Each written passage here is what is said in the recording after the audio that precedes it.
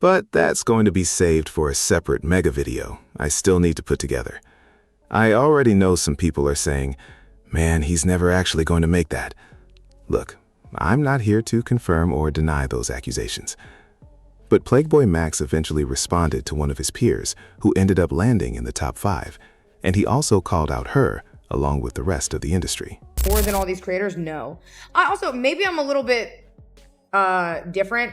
I think it's very ego to think you deserve this over any creator. You could say a lot of things. I guess I got an ego then too. Hey, look, I'm gonna tell y'all this though, right here, right? Chat, I'm not gonna lie, bro. Streaming is so, bro. It's something that I peeped. Streaming is so pussy. Everybody's it's weird. Like, let me explain to you why I say this. In what world were any best artist, actor, etc., if they was lower on the list below something, they'd be like popping a shit. They'd be like, what the f-? Or they'd be like, I deserved it. Like, what? It low-key mind-boggled me. But I think the reason it's like that is because everyone's scared to get clipped and then hated on. Because that happens with streaming, where we have to worry about the comments are saying because we have to be on the internet. This is where our job comes from. Job, if you want to call it that. But it's like, bruh, Senna, you number 4. Talk your shit. And I think that's the problem with the streaming world. Because this shit not competitive. Nobody want to be competitive. Everyone's scared to be competitive. Like, nobody want to, like, but that's what breed the best, bro. In my opinion, that's my opinion. You can be competitive and still be cool with people. There's such thing as friendly competition. We need more competition in the streaming world. That's what I'm trying to say, bro. You gotta be more proud of their work and stand. What you mean you can't put yourself over somebody's? Yes, the you can. If you believe in what you did and you grinding, I deserve this number 4. On God. No, imagine Nicki Minaj being 3rd on the list of best artists current, and then her being like, damn, I'm gonna give it to Taylor Swift. What the bro, I'm a Nicki fan. I'm like, huh? Nicki, what is you talking about? Nicki, I love you deserve it. So right off the bat, yeah, Max definitely has an ego. He's got a huge ego, and he clearly sees himself as Hollywood. And we can go straight to what Plaqueboymax said himself about his long-term goals. Back on August 18, 2025, he posted a list of things he wants to accomplish in his lifetime. Streamer of the Year, a #1 album on Billboard, headlining Rolling Loud, hitting over 1 million concurrent viewers, something iShowSpeed has already done, winning a Grammy, and producing a Netflix show. Now, when you set goals that ambitious, especially goals like those, you almost have to carry that kind of confidence. Streamer of the Year. I honestly think he can pull that off. Maybe not this year, but it's definitely possible. Headlining Rolling Loud is tougher. He recently did his first Rolling Loud set, and with the momentum he's building lately, I could see him eventually reaching that level. Still, headlining is a different beast entirely. The Grammy part is interesting too, because he already got closer than most people expected. He ended up receiving a Grammy nomination, which is a massive step. And the bigger point here is that when someone has goals this huge, that ego becomes part of the fuel. I know some people hear that and say, wait, haven't you criticized him before for having a huge ego, especially with the way he handles situations involving FaZe Banks and others? But that wasn't really criticism. Criticism would be saying, I wish he changed this because it would improve his content. This is more of an observation. Honestly, I don't want Plaqueboymax to suddenly become humble.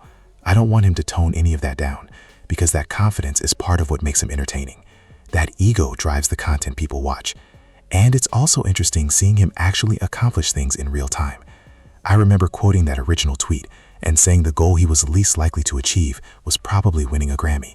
Then suddenly he lands a Grammy nomination, and I was like, okay, that's already a huge leap forward. Yeah, technically the nomination came from a collaboration with Fred again and Skepta, but that doesn't make it any less legitimate. He earned that opportunity through the work he put in beforehand. That collaboration happened because of the grind he was already on. And for someone operating at that level, the ego actually matches the output. The guy is constantly making music. He's constantly streaming. He never seems to stop working. People joke about streamers having 9-to-5 jobs, but I genuinely don't think Plaqueboymax ever fully clocks out. Unless he's spending time with a girl or something, he's probably working. To sustain the level he's operating at, you can't really take weekends off.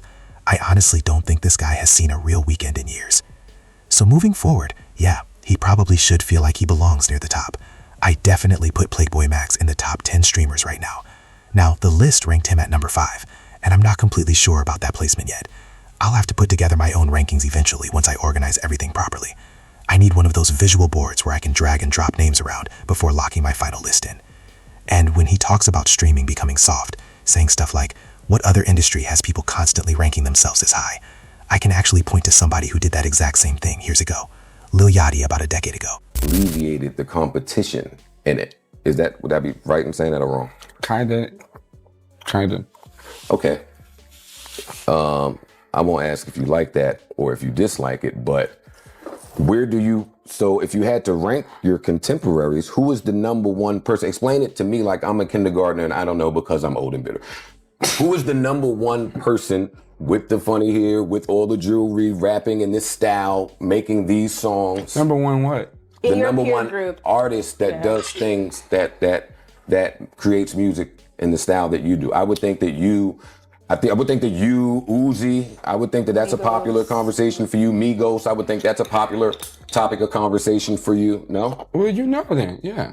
But I don't rate these people. Yeah, Well, I can't sit and rate. I'm still a rapper myself. What the Because it's like, that's kind of weird. The rap is competitive, that's why. So, say for example, you guys are good. I don't really... Boy, you could tap I guess let me rephrase it for you, T. So we compare rappers like... So right here, you've got a rapper. And man, this was such a classic episode when it first dropped. I remember watching it back then. You had Lil Yachty basically saying, yeah, I don't really think about that stuff. And keep in mind, this was a much younger Yachty. But Plaqueboymax made the point earlier, asking, who's at the top of their industry that isn't talking confidently about themselves? At that time, Yachty was absolutely one of the biggest names coming out of the SoundCloud era. And when people compared him to artists like Lil Uzi Vert, he genuinely believed he was the best. So maybe that's the kind of mindset Plaqueboymax is referring to. Now, when it comes to Saya, personally, I wouldn't even put her in the top 10 streamers right now. Not even close. I also don't think she should have been ranked the #1 female streamer on that list. But there's another side to this that Plaqueboymax has to understand too, and it goes beyond streamers just getting clipped out of context online. For female streamers especially, clipping culture is brutal. If a female content creator starts openly talking herself up or acting overly confident, the backlash becomes relentless. And there are really two different reasons for that.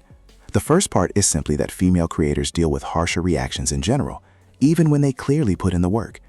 Take Extra Emily, for example. She puts a massive amount of effort into her streams and has stayed consistent for years. But if she suddenly came out saying, yeah, I'm one of the best streamers, I'm better than most of these guys, people would absolutely lose their minds. The internet would instantly flood her with attacks completely unrelated to her actual content. People would bring up old podcast clips, random rumors, or personal stuff that has nothing to do with how entertaining or talented she is as a creator. The reaction becomes way more personal than professional. And a big reason for that is because these creators operate within a largely male audience. Not just a male-dominated industry, but specifically a male-dominated fan base. A lot of viewers expect female creators to stay humble no matter how successful they become. That's just the reality of it. The second part is that Saya came from that older Austin streaming circle, the era of creators like Ludwig Ahgren and others during roughly 2017 through 2021 or 2022. Back then, that community functioned almost like a giant social clique. Everybody acted friendly publicly, collaborated together, and pushed the whole "we're all friends" image. But behind the scenes, there was still competition and tension. The whole thing worked for a while, until eventually it started falling apart. And now Saya has mostly branched into her own lane, even if she still has ties to some of those people. But the point is, that environment trained creators not to openly flex or act too competitive. If you stood out too aggressively in that community, you risked getting pushed out socially. And back then, getting excommunicated from that circle could seriously damage your career. A good example was Caterino. She was exposed during a relationship controversy, and even though she already had a sizable audience, the backlash became overwhelming. She had built her popularity through that same creator network, and once the hate train started, it snowballed fast. Collaborations disappeared, people distanced themselves from her, and eventually she faded out of the scene entirely. So when Saya sees situations like that, it makes sense why she avoids openly hyping herself up. And honestly, I don't think it's naturally part of her personality anyway to sit there saying, yeah, I'm better than everybody else. Where I think she pushes it too far, though, is when she says things like, it's ego to think you're better than anyone. Come on now. Nobody truly believes that. People are naturally competitive internally, even if they don't always say it out loud. A good example of that is Jason the Ween. He'll give those super humble answers like, man, I'm just grateful to be here. But deep down, he absolutely believes he's one of the best streamers right now. And objectively speaking, even if I'm not personally the target audience for all his content, I can still recognize quality when I see it. That's why I always say you can't properly judge a streamer unless you've actually watched a real stream, not just clips. Watching a few TikToks or short clips isn't enough because streaming is long-form content. You need to sit there for at least a couple hours to understand somebody's pacing, personality, and ability to carry an audience. Judging a streamer purely off clips is like judging an entire album based only on 2 singles. Sit down and actually experience the full thing first. Jason the Ween's Stranded on an Island stream is a good example. Watching it, I could instantly tell it wasn't really made for me personally, but I could still recognize it was extremely effective content for its audience, especially younger viewers. That stream probably dominated lunch table conversations for tons of high school kids. Now, going back to what Plaqueboymax was saying about clipping culture and streamers constantly worrying about being taken out of context, I do think a lot of creators handle that poorly. Female creators definitely get hit harder, but for most male streamers, a lot of this could honestly be avoided if they simply stop reading everything online. That's actually where having a staff becomes important. Somebody on Plaqueboymax's team should basically act as a filter. The only information reaching him should be stuff that actually matters to his content or career. If there's a real controversy brewing, sure, let him know. But if it's just random people overreacting to nonsense, there's no reason for him to personally sit there scrolling through thousands of comments. I've said the same thing about artists too, like Coi Leray. Reading endless hate comments will absolutely destroy your mental over time. Eventually you start second-guessing yourself and wondering if random strangers are actually right about you. It completely changes the way you see yourself. It's way healthier for somebody on your team to simply summarize things for you. Like, hey, people aren't responding well to this song. Or, there's controversy around this clip where you call streamers soft. Then they can show you the important reactions from other creators, because that actually benefits your content. Beyond that, there's no value in the scrolling comment sections all day. And honestly, that's one of the hardest parts about this career path mentally. These streamers are constantly surrounded by Discord communities, Twitter discussions, and non-stop public opinions from people who barely understand the pressure involved. Half the time, it's literally high school kids telling grown creators how they should run their careers. In real life, if some random teenager walked up to Max and started lecturing him about content strategy, he'd probably look at him like, bro, shouldn't you be in chemistry class right now? But I feel like I drifted a little off topic there. The bigger point is this. I absolutely think creators can be both competitive and cool with each other at the same time. Competition is healthy. Somebody I think handles that balance really well is Agent OO. He's clearly competitive, but he doesn't come across as insecure about it. He seems genuinely comfortable with himself internally. And I remember somebody else saying the exact same thing about him recently, that Agent is basically unbothered. I think it was Stable Renato who said that. So good at what he does and consistent, bro, like no matter the viewership. Like I've seen him at like 4,000 viewers, I've seen him at 10,000, I've seen him at 30,000. It does not affect his attitude, and that's crazy, by the way. There's a lot of streamers who will admit it, including myself for a long time. If you're not at this level and then you go down a level, it's like it affects you. Yeah, it's like, bro, if you guys uploaded this video and it's a 10 out of 10 and it gets 4K views in 50 hours, it's like, okay, maybe we should private it. Yeah. But He said Agent 00 is the only streamer he knows who genuinely doesn't care about viewer count. Whether Agent has 4,000 viewers, 14,000 viewers, or 20,000 viewers, he's still going to make the exact same kind of content. He doesn't suddenly switch up his style or panic over numbers, and that comes from real internal confidence. And honestly, it makes sense considering everything he's already accomplished in streaming.